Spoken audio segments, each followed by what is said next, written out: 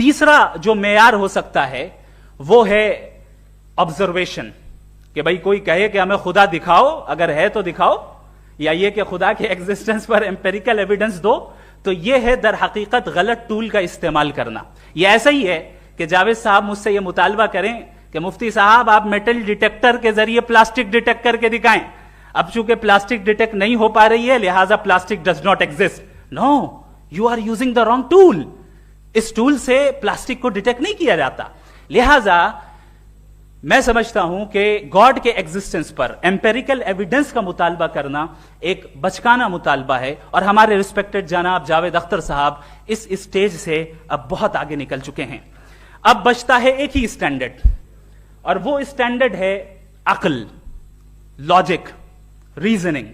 اور یہی وہ اسٹینڈرڈ ہے جس کے تحت گاڈ کی ایگزسٹنس کو ثابت کیا جائے گا یا گاڈ کی ایگزسٹنس کو ڈینائی کیا جائے گا.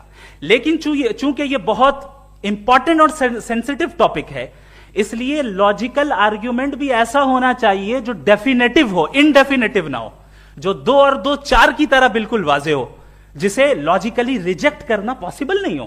فار ایگزامپل ہم کہیں ہمارے ریسپیکٹڈ مسٹر سوربھ صاحب یہ ایک انسان ہے اور تمام انسان کانشیس بینگ ہے، لہذا نتیجہ کیا نکلا؟ ہمارے سوربھ صاحب بھی کانشیس بینگ ہے. کیا یہ انڈیفینٹ آرگیومنٹ ہے یا ڈیفینٹ آرگیومنٹ ہے؟ یہ ڈیفینٹ آرگیومنٹ ہے.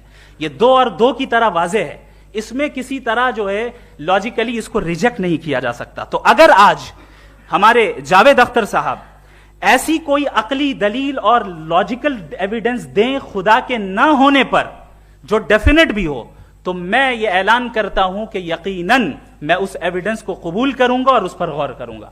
لیکن ساتھ میں یہ بھی اعلان کر